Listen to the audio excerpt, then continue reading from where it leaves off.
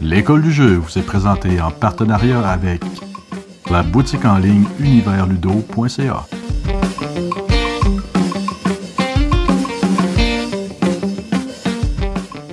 Hey, salut la gang, c'est JP pour l'école du jeu. Vous êtes rendu habitué à ce segment What's in the Box. Si c'est la première fois que vous visionnez ce segment, eh bien, je vous explique, le concept est hyper simple. J'ai une boîte avec des jeux à l'intérieur.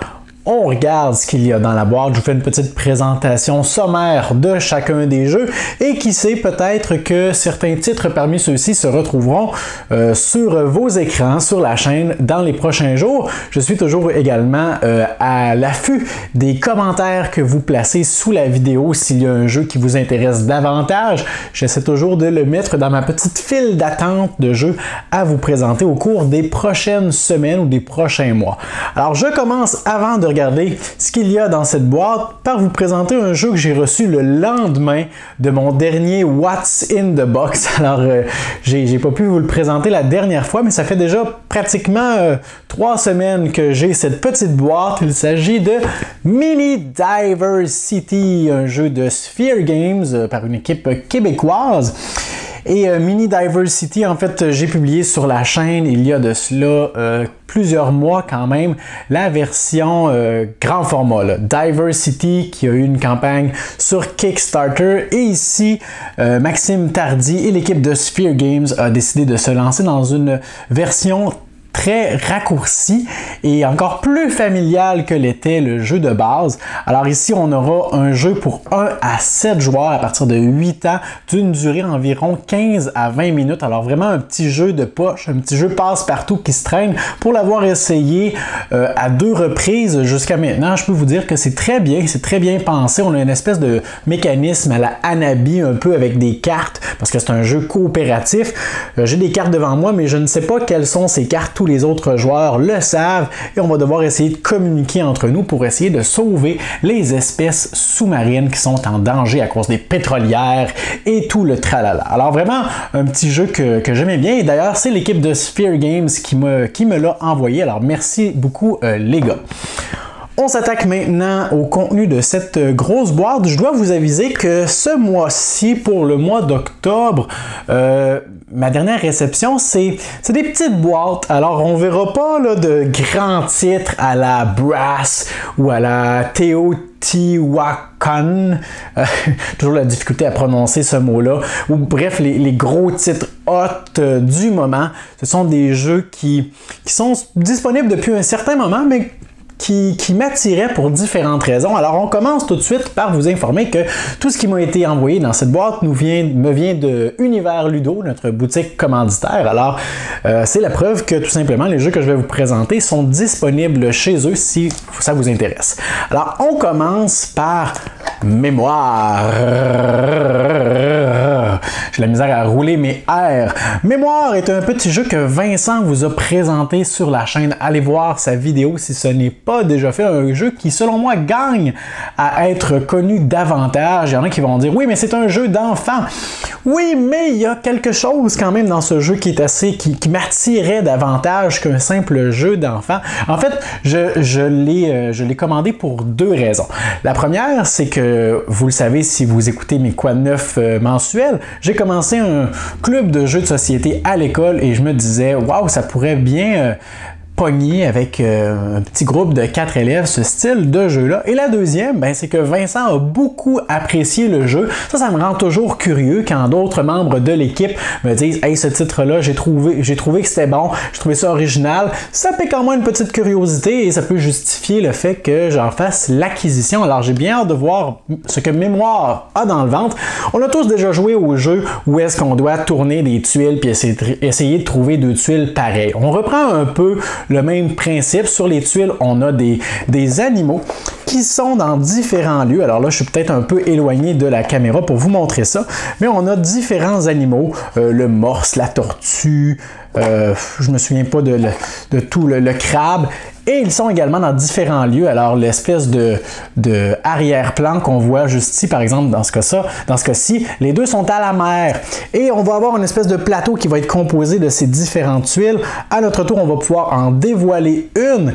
Et le prochain joueur devra dévoiler une des cartes qui compose le plateau avec un des deux éléments correspondants, soit l'animal, donc une autre carte présentant une tortue, ou l'arrière-plan, dans ce cas-ci, une autre carte présentant la mer.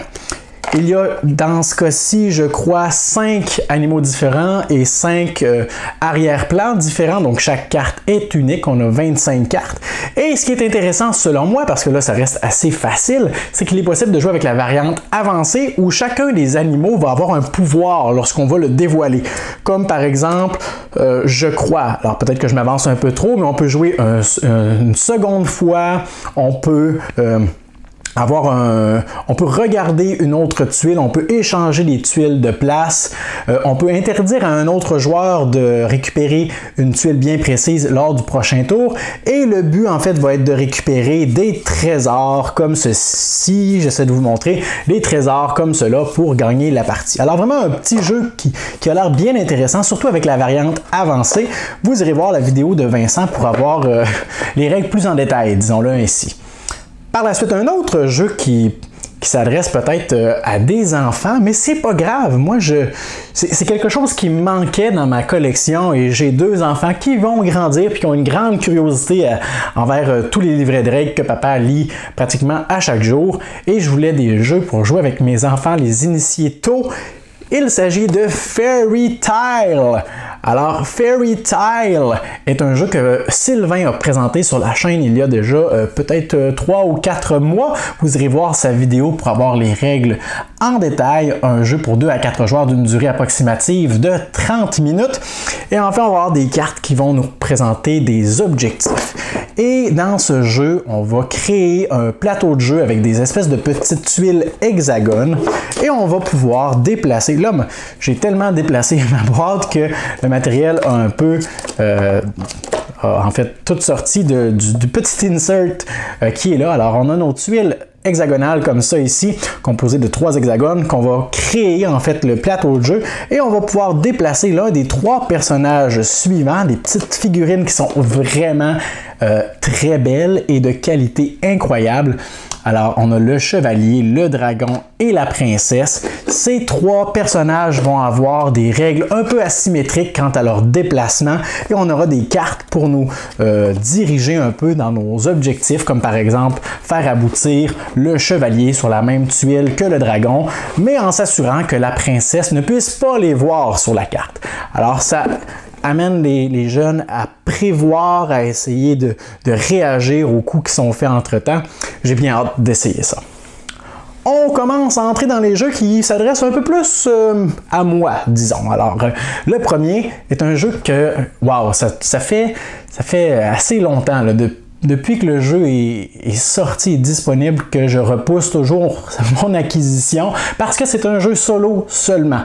Et si vous suivez la chaîne depuis un moment, vous savez que moi j'ai toujours eu une espèce de petite réticence avec les jeux en solitaire. Je me suis toujours dit un jeu de société, c'est pour jouer ensemble, pour tisser des liens, c'est une bonne excuse pour se retrouver avec d'autres gens, mais de plus en plus j'aime essayer un jeu par moi-même avant de le jouer avec d'autres, mais le prochain jeu est un jeu qui se joue strictement en solitaire. Il s'agit de Négociateur, prise d'otage. Un jeu à thématique vraiment intéressante. On est un négociateur qui doit dealer avec un preneur d'otages.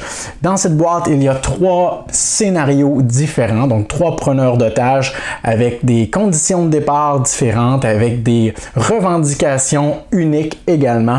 Alors, le jeu sera une espèce de deck building, si on veut. On va essayer de gérer la colère et l'agressivité de l'assaillant, tout en essayant de gagner des points de communication qui vont nous permettre d'aller récupérer des cartes qui seront en fait des bribes d'informations et de communication qu'on va avoir au téléphone avec le preneur d'otages. Et le but du jeu sera soit de capturer ou d'éliminer le preneur d'otages, mais davantage, ce sera de libérer plus de la moitié des otages qu'il aura pris en otage. Je sais pas vraiment si ça se dit, mais bon. Alors, c'est un jeu avec des dés, il y a certainement un aspect de chance qui est là, mais bien hâte d'essayer ce petit jeu. Et finalement, les deux prochaines boîtes, je pourrais vous les présenter en même temps parce qu'elles concernent le même jeu. Il s'agit de Time Stories, Lumen Fide et Estella Drive. Alors, les deux prochains scénarios de, je ne sais pas si vous voyez juste ici, de ma petite collection de scénarios de Time Stories. Alors ici, on a un scénario qui est basé dans un univers des années 80 avec, je crois, quelque chose comme le cinéma, possiblement. Mais vous savez, à chaque fois que je fais l'acquisition de scénarios de Time Stories, j'essaie d'en apprendre le moins possible et de m'informer le moins possible pour avoir le plus de surprises possible. Alors que Lumen Fide, là je lis la description en arrière parce que je n'ai pratiquement aucune information sur cette extension, a lieu dans les années 1400 en fait on dit la Reconquista prend fin en Espagne. Il y a une mission diplomatique pour le compte de la papauté.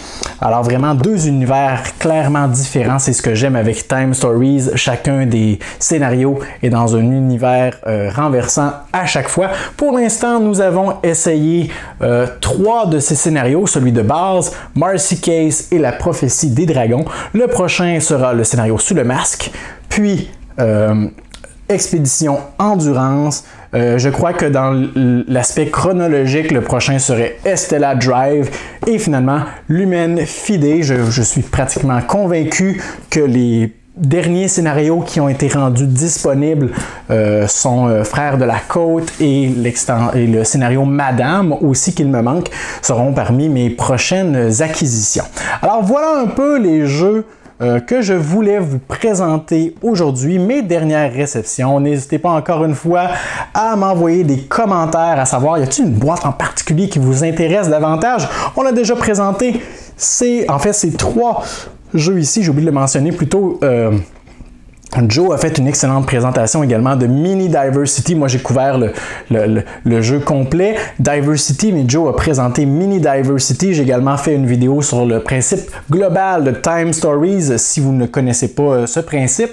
Mais peut-être que vous allez voir dans les prochains jours une petite session de jeu en solitaire pour ce qui est de négociateur. N'hésitez pas à me formuler dans les commentaires si c'est quelque chose qui vous intéresse. Il y a également un projet que je veux faire éventuellement lorsque j'aurai passé à travers plusieurs scénarios de Time Stories, tout simplement de les comparer sans entrer dans les spoilers nécessairement. Alors n'hésitez pas à vous abonner à la chaîne si ce n'est pas déjà fait, envoyer des pouces vers le haut et à me laisser des commentaires. Moi je vous dis merci pour votre écoute et à la prochaine!